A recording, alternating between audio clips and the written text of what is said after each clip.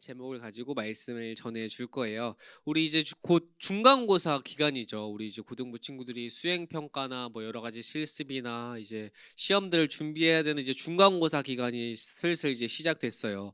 이 중간고사 기간 때문에 여러분들이 다 힘들고 시험에 대한 압박이 있을 거라고 생각을 해요. 그럴 때마다 우리가 하는 생각이 뭐냐면 시험이 없었으면 좋겠다라고 생각할 거거든요. 하지만 다 알고 있듯이 우리의 나라의 제도적 정책상 이 시험을 떠나 살기는 어려워요.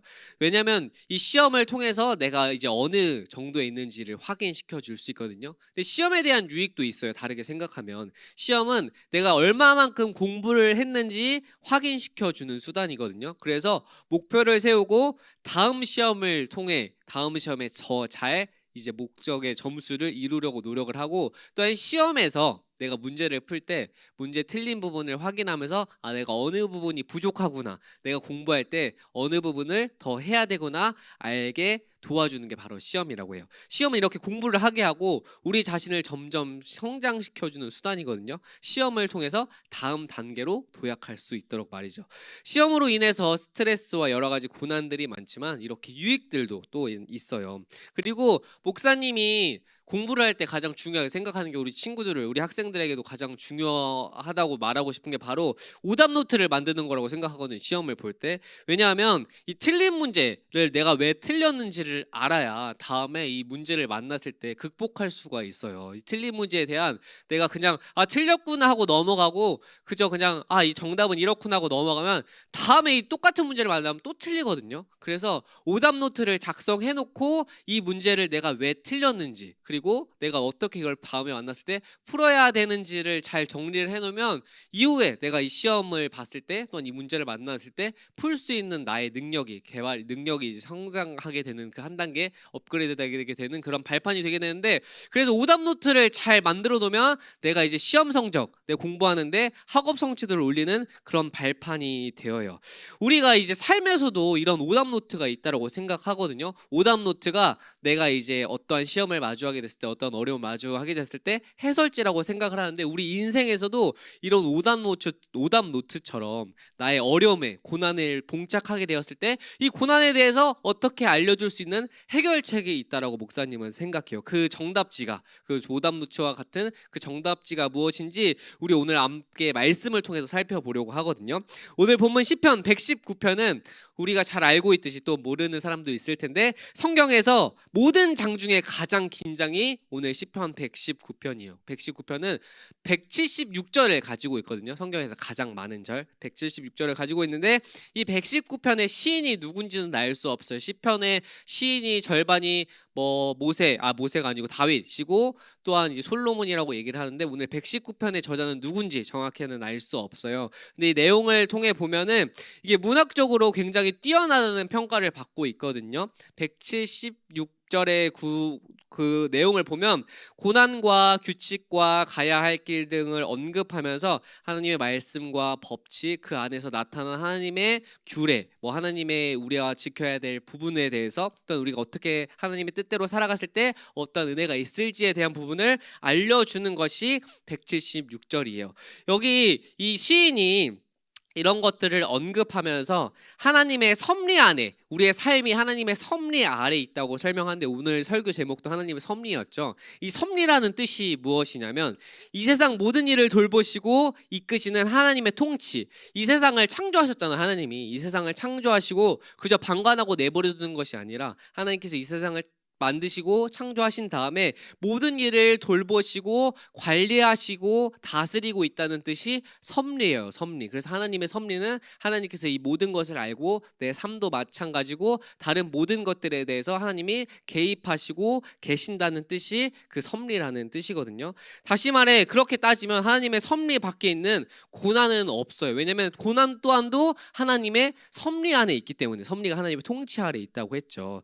인생의 모든 고난은 하나님의 섭리, 즉 하나님의 통치 아래 있어요. 오늘 본문의 시인은 그것을 정확하게 이해하고 있고 그것에 대한 부분을 노래하고 있거든요.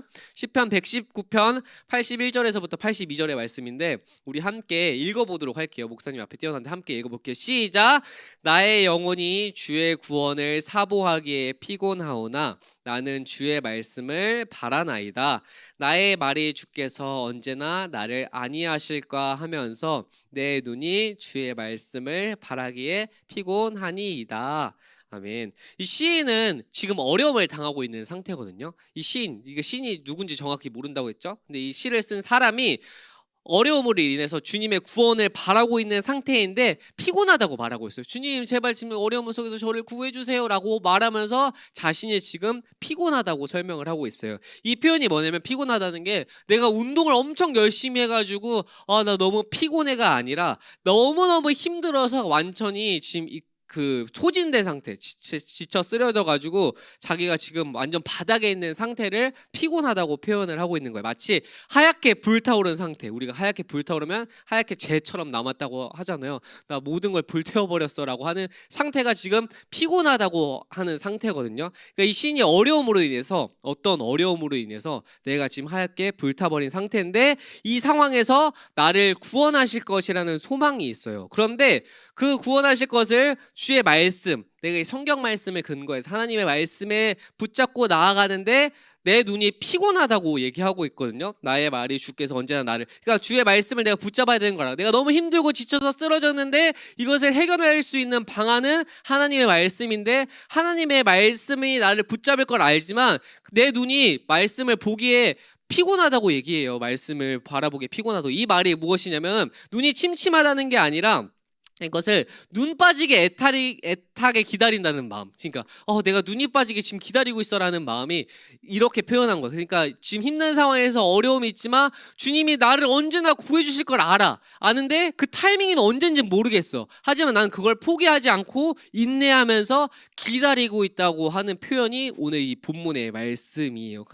그런데 이 시인이 너무 힘들고 지치지만 무엇보다 하나님의 구원이 있을 것이기에 내가 그것이 언제인지 모르나 기다린다. 하지만 나는 이 기다림 너무 오래돼서 지쳐있다. 내 마음이 하얗게 불타서 지쳐있지만 나는 눈이 빠지게 주님의 구원하실 것을 기다리고 있다라고 얘기하고 있거든요. 이렇게 주님을 기다리는 이유가 있습니다. 이 시인이 84절에서부터 85절의 말씀에 나와 있는데 다시 한번 84절 85절의 말씀을 함께 읽도록 할게요. 시작. 주의 종의 날이 얼마나 되나이까 나를 핍박하는 자들을 주께서 언제나 심판하시리이까 주의 법을 따르지 아니하는 교만한 자들이 나를 해하려고 웅덩이를 팠나이다. 아멘. 이 시인은 이 고난 때문에 자기가 지금 하얗게 불타오르고 있고 지쳐있는 상황에서 자신이 이제 얼마 되지 않는, 주의 날이 얼마 되지 않다는 말이 주님 제 살 날이 이제 얼마 남은 것 같지 않습니다. 즉 이 말은 내가 지금 어떠한 고난 때문에 내가 곧 죽을 것 같다는 이 표현이야. 내가 죽을 것 같다고 얼마 남지 않다고 얘기를 하면서 너무 힘들다라고 얘기를 해요. 그게 왜 그러냐면 나를 핍박하는 자, 나를 괴롭히는 자들로 인해서 내가 지금 이제 죽을 지경에, 내가 너무 힘들고 어려운 상황이 알고 봤더니 어떤 사람들이 나를 막 괴롭히고 있는 거야. 괴롭히고 있는 상황 때문에 나는 하얗게 불타올랐고 나는 주님의 구원을 기다리고 있지만 눈이 빠지게 기다리고 있지만 그것이 언제일지 몰라. 그러다 보니까 나는 이제 곧 죽겠구나. 왜냐면 나를 핍박하는 자들로 인해서. 주님 그런데 이걸 알고 있는데 이 사람들을 도대체 언제 혼내주시고 심판하실 거예요 라고 하면서 이 사람들은 주의 법을 따르지 않는 교만한 자들, 하나님을 알고 있어. 오히려 이 사람들이 하나님을 모르는 사람들이 아니라 하나님을 모르는 세상 사람들이 아니라 하나님을 알고 있는데 주의 법을 따르지 아니하는, 즉 하나님을 알지만 하나님의 법을 따르지 않은 교만한 자들이 나를 죽이려고 웅덩이를 팠다는 것은 나를 이제 고립되게, 완전 고립된 상황에 두고 자기가 이제 죽기만을 기다리고 있다는 거야. 이 상대방의 시인이. 즉 이 말이 뭐냐면, 다시 세상의 관점으로 돌아보자면은 이게 우리가 고난 가운데 이러한 고난이 있거든요. 우리가 세상 상황 가운데 나를 학교 폭력이나 우리 친구들의 이제 학교 폭력은 요즘 문제가 되지 않고 어렵지는 않지만, 만약에 내가 교회를 다니고 있잖아요. 근데 교회를 다니고 있는데 학교 폭력을, 학교에서 어떤 친구들이 날 집단으로 날 괴롭히고 있어. 그런데 그 친구들이 교회를 안 다니고 세상 사람들이라면은 이해. 주님 쟤네들이 교회를 다니지 않고 모르니까 주님 제발 나를 구해 주세요라고 기도하면서 인내할 수 있는데, 지금 이 시인의 이 상황은 내가 힘든 상황이고 학교 폭력을 당하고 있는 상황인데 알고 봤는데 이 사람들이 또 교회를 다니는 사람들이야. 교회를 다니고 있는 사람들이 나를 괴롭히고 있어. 그러니까 내 마음이 얼마나 지금 힘들어. 아니 쟤는 분명히 교회를 다니고 있고 하나님의 사랑을 알고 있는 사람인데 왜 나를 괴롭히고 있고 나를 지금 하얗게 불태우고 나를 죽길 지금 언제나 죽을까 이렇게 기다리고 있는 거지라고 하면서 힘들어하는 상황에서 완전 절망적에 있는 상황에서 지금 하나님의 구원만을 기다리고 있다고 얘기하는 거예요. 그런데 이 시인의 말을 보면은 한편으로는 슬퍼요. 왜냐면 이 하나님을 알고 있는 사람들이 하나님을 알고 있지만 법을 따르지 않는 교만한 자들이 나를 괴롭히고 있는데 나는 잘못한 것이 없어. 이 시인의 내용을 보면 내가 굳이 잘못한 것이 없고 이 잘못하지 않은 상황에서 남들은 날 괴롭히고 있고 하나님은 이것을 보고 묵묵부답하면서 지금 아무것도 하지 않으니까 내 마음이 난 이제 곧 죽겠다. 하나님이 날 사랑하지 않는구나. 하나님은 개입하시지 않는구나. 하나님은 이 세상을 창조했다고 하지만 그냥 내 삶에서 개입하지 않고 그냥 이 창조한 이 삶에서 그냥 방관하고 계시는구나, 방관자구나라는 생각을 정말 많이 합니다. 우리가 삶을 살아가다 고난을 마주하다 보면. 왜냐면 앞에 있는 목사님도 그런 생각을 하니까 고난을 마주하다 보면 그런 생각이 들거든요. 내 마음이 하얗게 낙심되고 주님이 살아있다고 하지만 이 고난 중에 그저 나를 외면하는구나 라는 생각이 들어요. 왜냐면 이 상황이 나아지지 않으니까. 상황이 나아지지 않고 똑같으니까 어려운 상황이에요. 그래서 이 시인이 이렇게 힘들다라고 얘기를 하고 있어요. 시인이 너무 지치고 힘들고 주님 내가 너무나 힘든데 주님은 구원하실 걸 알지만 그것이 언제일지 몰라서 힘듭니다. 그렇지만 주님이 구원하시겠지만 전 곧 죽을 것 같아요. 그러니까 이 갈팡질팡하는 거야. 분명히 주님을 믿고 있지만 나를 구해주실 텐데 왜 안 구해주시지?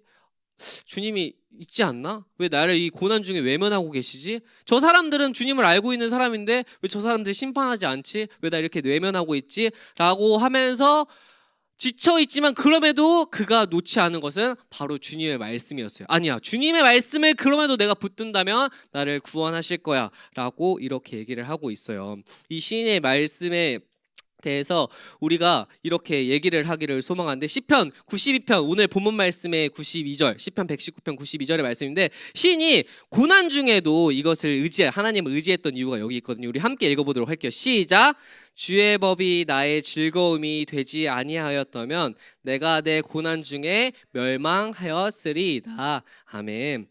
이 시인이 이렇게 고난되는 상황, 아까 같이 절망되는 상황 가운데서도 놓지 않았던 게 바로 하나님의 법, 그 말씀이었거든요. 이 말씀이 그동안의 나의 삶에서 즐거움이 되었기 때문에 내가 이 어려움 중에서도 멸망하지 않을 것이다라고 얘기를 해요. 사랑하는 여러분, 우리도 삶에서 여러 가지 고난들이 있거든요. 목사님도 살아가다 보면서 많은 고난들을 맞이할 때 있는데 지금 이 고난 중에 있는 친구들도 분명히 있을 거고 고난을 겪고 있는 친구들도 있을 거고 또한 고난을 마주해야 될 친구들도 있을 거고 또한 아직 마주하지 않은 상황도 있을 테지만 그럼에도 중요한 것은 이 시인의 고백처럼 바로 말씀을 붙잡아야 한다는 것이에요. 내가 이 고난 중에서도 나를 도와주시지 않는 것 같고 내가 이 벽에다 대고 주님 도와주세요라고 소리치는 기분, 마치 내가 주님께 도와달라고 기도를 하지만 주님은 그냥 벽에다 소리치는 것처럼 내 기도에 응답하지 않으시고 기다리는 것처럼 느껴지지만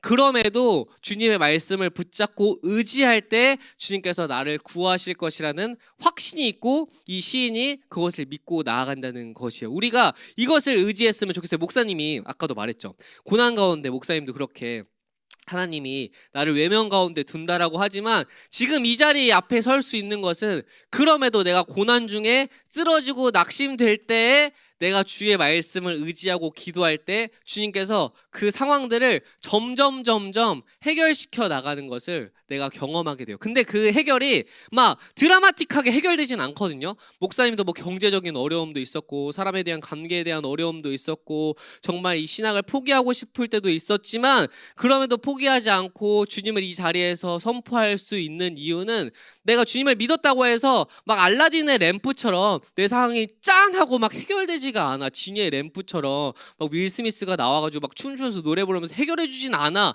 그러진 않지만 내 상황이 정말 신기하게 조금씩 해결해 나가는 것이 느낄 수가 있어요. 이게 정신 승리가 아니고 정말 내가 알 수 없는 방법으로, 그리고 이 고난 중에 있었는데 오히려 주님께서 더 좋은 방법으로 도약할 수 있게 나를 성장시키는 발판이 되기도 해요. 마치 시험처럼. 시험을 내가 볼 때 이 시험 보는 게 정말 나에게 힘들고 어렵지만 이 시험에서 틀린 문제가 오답 노트로 두고 그것을 내가 풀고 나아갔을 때 다음에 이 문제를 만났을 때 점점 성장하게 되고 내가 점점 성장하게 되고 한 단계 나아가게 되는 것처럼 이 고난 중에 알고 봤는데 내가 이 고난에 막막하게 됐을 때 나를 해결해 주지 않는 것 같지만 이 고난을 묵묵히 인내하고 주님의 말씀을 의지하면서 나아가게 됐을 때 점점 풀려가게 되고 이후에는 그게 날 더 성장시키게 되고, 그리고 앞으로의 고난을 맞이했을 때 내가 주님의 말씀을 의지할 때 내가 이것을 이겨나갈 수 있구나, 내가 할 수 있는 게 없구나, 그래서 내가 주님을 믿을 수밖에 없구나 라고 생각을 하면서 점점 더 주님을 의지하게 돼요. 왜냐면 우리는 고난 가운데 있지 않으면 나를 의지하게 되거든요. 목사님도 마찬가지예요. 목사님도 앞에 목사로서 말씀을 읽고 설교를 해야 돼 하면서 누구보다 말씀과 주님의 관계에서 더 긴밀해야 되지만 나도 인간이고 연약한 자여서 삶이 평안해지면 말씀을 읽지 않을 때도 있고 세상 가운데 놀 때도 있고 유튜브를 더 많이 볼 때도 있고 운동을 더 많이 할 때도 있고 또 노는 걸 더 많이 할 때도 있어요. 그런데 고난 중에 내가 집중할 것은 주님이고 그 고난 중에 내가 주님께 집중했을 때 내 삶이 더욱더 주님의 삶 가운데 나아가게 됨을 경험하게 돼요. 그리고 내가 할 수 있는 게 아니구나, 이 고난 중에 주님이 하셔야만 내 삶이 즐거움이 되었기 때문에 내가 고난 중에도 멸망하지 않을 수 있구나라는 걸 경험하게 돼요. 왜냐면 주의 말씀이 나의 빛이고 등불이고 내 삶의 그 길이 된다는 것을 깨달을 수가 있거든요. 그 삶에서 우리가 주님을 인내할 때 우리의 삶이 주님으로 인해서 형통케 됨을 경험할 수가 있어요. 왜?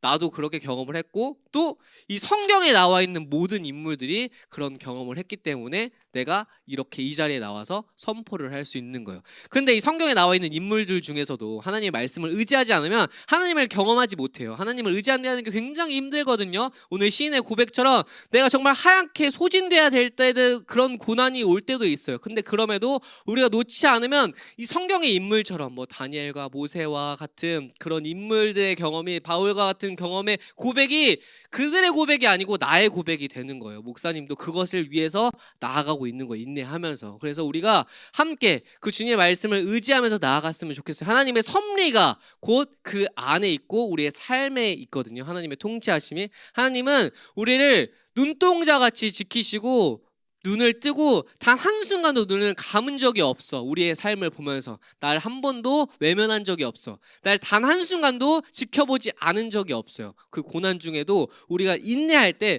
주님이 오히려 그 고난을 통해서 나를 성장케 하시고 더 좋은 길로 인도하실 것이에요. 왜냐면 성경의 모든 상황에서도 그랬거든요. 그래서 여러분의 삶에서도 분명히 그러하실 것이니까 내가 시험을 통해서 그것을 인내하며 오답노트를 만들고 그것을 풀었을 때 성장하는 것처럼 우리의 고난도 하나님의 섭리 안에 있기 때문에 그것을 믿고 고난을 극복하면 하나님의 섭리하심과 우리가 믿음 가운데 더 성장할 수 있는 은혜가 우리에게 임할 것이에요. 알겠죠? 이것을 기억하며 나가는 우리 동산의 모든 고등부 친구들이 되기를 소망하겠습니다. 우리 말씀을 위해서 잠시 기도하도록 할게요. 기도하겠습니다. 사랑해 주님 감사합니다. 주님, 우리가 오늘 말씀을 잠시 보았습니다.